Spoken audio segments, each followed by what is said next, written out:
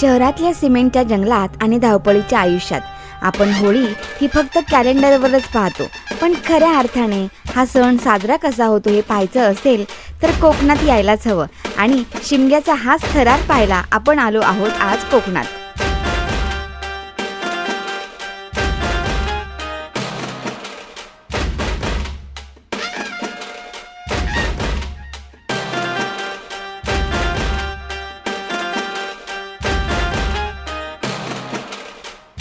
नमस्कार, मी मधुरा आणि अनवट वाटामध्ये आपलं खूप मनापासून स्वागत. कोकण म्हटलं तर कोकणातील सण उत्सव यांच्या सगळ्यांनाच आकर्षण असतं आणि त्यातीलच एक महत्त्वाचा उत्सव म्हणजे शिमगोत्सव. आणि या शिमगोत्सवासाठीच आपण गावी आलो आहोत, ज्यामध्ये आपण पालखी कशी येते किंवा पालखी नाचवली कशी जाते हे सर्व पाहणार आहोत. तेव्हा चला तर मग क्षणाचाही विलंब न करता सुरुवात करूयात आपल्या आजच्या व्हिडिओला.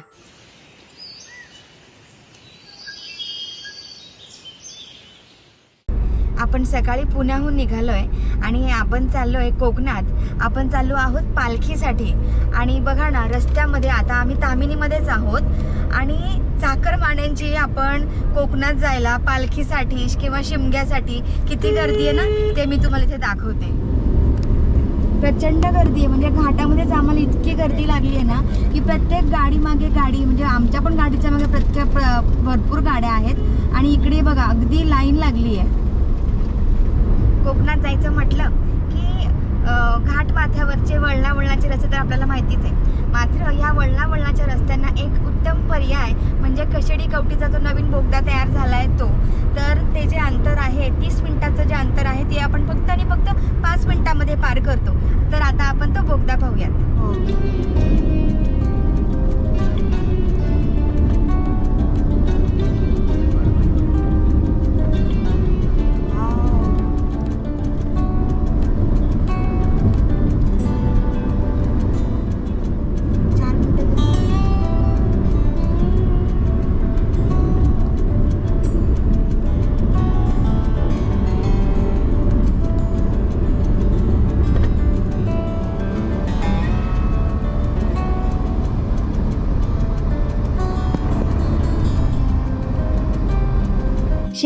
शिमगा म्हणजे काय तर संस्कृतमधील जो शब्द आहे शिशिर अग्नी, त्यापासून हा शब्द आल्याचं मानलं जातं.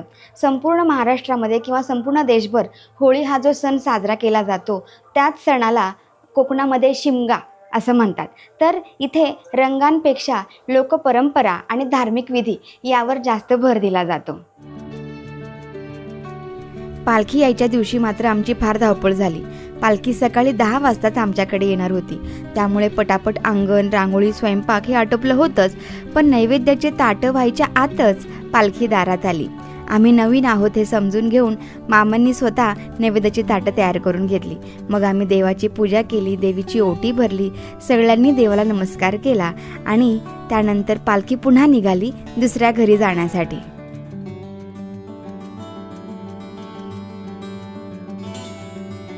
थंडी संपल्यानंतर वसंत ऋतूच्या आगमनाच्या वेळी हा सण साजरा केला जातो. यावेळेस कोकणातील लोकांची शेतीची कामं संपलेली असतात, त्यामुळेच एक विरंगुळा आणि निसर्गाप्रती कृतज्ञता म्हणून हा सण मोठ्या आनंदाने साजरा केला जातो.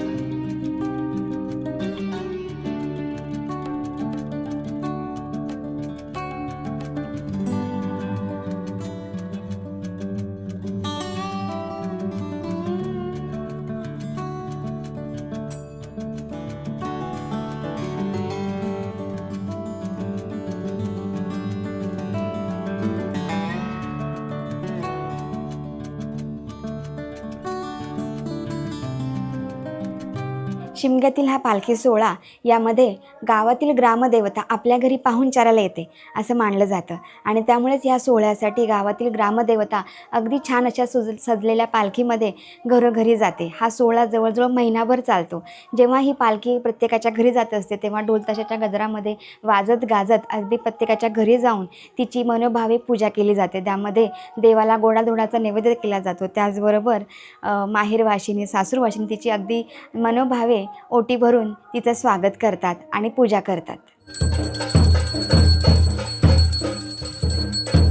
आई वर्धन गणकी गालकी खेंबेगिरी आशा त्यांच्या यांच्या पूर्ण कुटुंबाची त्यांची मारुसनीची वार्षिक गोटी बले मान्य करून घे. त्यांच्या अडंका चुका झाला त्या बक्षीस कर. मुंबईपासून पुण्यापासून गावापासून सर्वांना सुखा सांभाळकर. गाडी घोड्याचा फिरताना सर्वांना सुखा सांभाळकर. अंगरोगी पिढा असलेल्या दूर कर. मनातल्या सर्व इच्छा असलेल्या पूर्ण कर. आलेलं काम सिद्धीच नाही. नोकरी धंदा शिक्षणात सर्वांना सुखाचं वाटत आहे. ती त्यांच्या पूर्ण कुटुंबाची वार्षिक गोटी बले मारुसनीची ओटी बले मान्य करून घे. त्यांच्या वाढीची रखली तर सर्वशी संभाळ.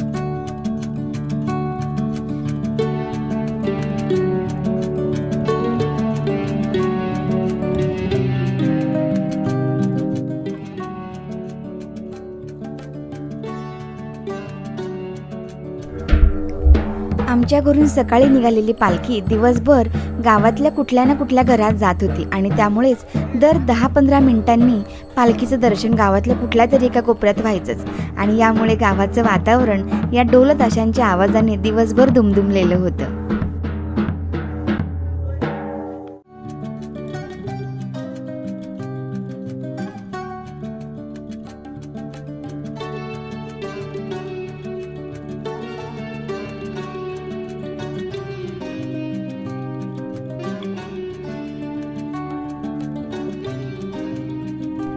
शेवटी पालखी ज्या घरी वस्तीला असते ना तिथे काही ना काही कार्यक्रम असतातच आणि त्यातला महत्त्वाचा म्हणजे पालखी नाचवण्याचा, ज्याची वाट सर्वजण अगदी प्रकर्षाने करत असतात.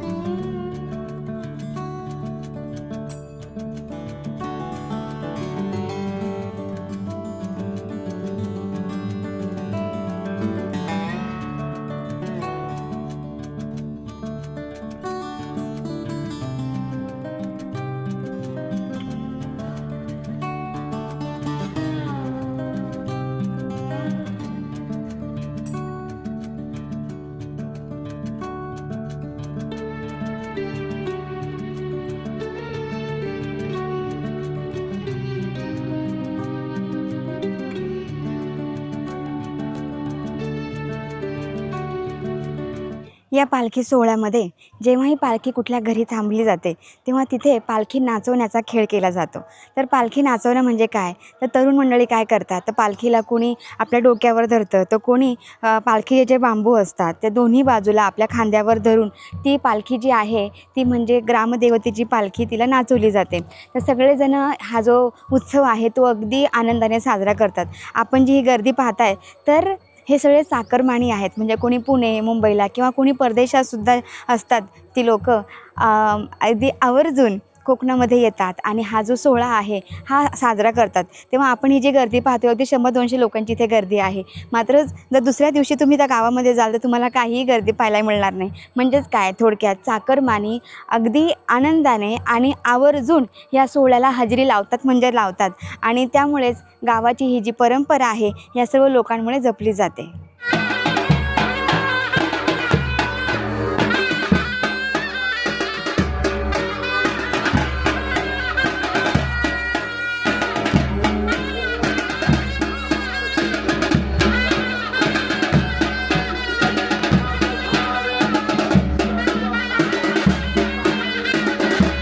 पालखी नाचवणं हे तसं पाहिलं तर जिकिरीचं आणि ताकदीचं काम आहे. कारण की त्या पालखीचं वजन 70 ते 80 किलो तरी असावं.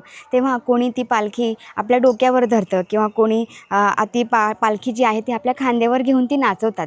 तेव्हा याच्यामध्येही म्हणजे जे डोक्यावर धरतात ते त्याला गोलाकार पद्धतीमध्ये फिरवतात किंवा जे कोणी खांद्यावर घेतं त्याला आपल्या पायांची एक चालबद्ध तालावर नाचून मागे पुढे फिरवून अशी ती पालखी नाचवली जाते.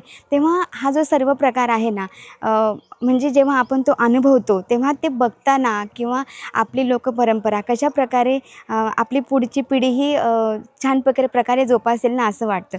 त्याचबरोबर हा सर्व सोहळा अनुभवत असताना तिथून एक छोटासा मुलगाही पाहिला मी, काहीतरी 3 ते 4 वर्षाचा असेल. तो सुद्धा तो छोटासा ताशा घेऊन ना अगदी मस्तपणे वाजवत होता. म्हणजेच काय की कोकणात जेव्हा तुम्ही याल किंवा ह्या परंपरा जेव्हा तुम्ही स्वतः अनुभवाल तेव्हा आपली ही जी परंपरा आहे ती अगदी म्हणजे निशंकपणे अगदी व्यवस्थितपणे पुढच्या पिढीपर्यंत पोहोचतेच आहे, हे त्याच्याकडे पाहून मला वाटलं.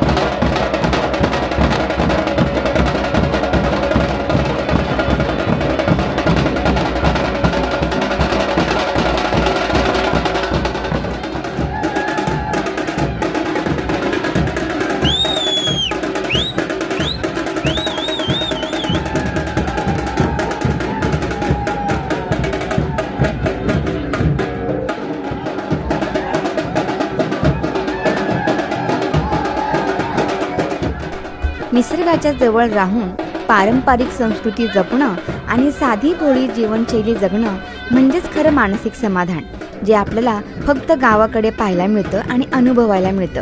शिमग्यातील याच पालखी सोहळ्याबद्दल खूप ऐकलं होतं, पण तो सोहळा प्रत्यक्ष अनुभवला तेव्हा खूपच भारी वाटलं.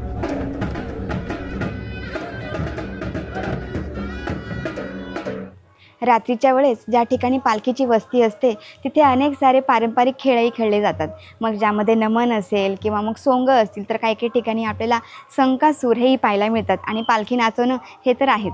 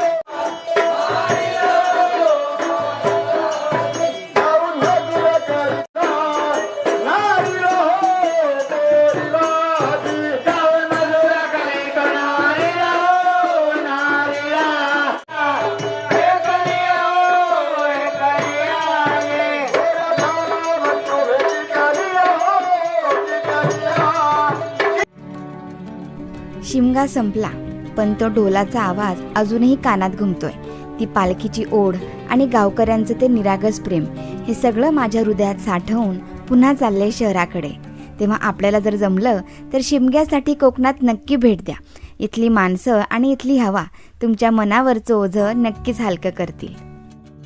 तेव्हा आपल्या आजच्या व्हिडिओमध्ये आपल्या घरी पालखी आली, आपण त्याची पूजा केली ते आपण पाहिलं. त्याचबरोबर पालखी कशाप्रकारे नाचवली जाते, सर्वजण एकोप्याने एकत्र येऊन हा सण कशाप्रकारे आनंदाने उत्साहाने साजरा करतात हे पाहिलं. तेव्हा आपल्याला हा व्हिडिओ कसा वाटला हे आम्हाला नक्की कमेंट करून सांगा. व्हिडिओ आवडला असेल तर व्हिडिओला लाईक आणि शेअर करा. त्याचबरोबर चॅनलला सबस्क्राईब जरूर करा आणि पुन्हा भेटत आपल्या अशाच एका वेगळ्या व्हिडिओमध्ये. तोपर्यंत धन्यवाद.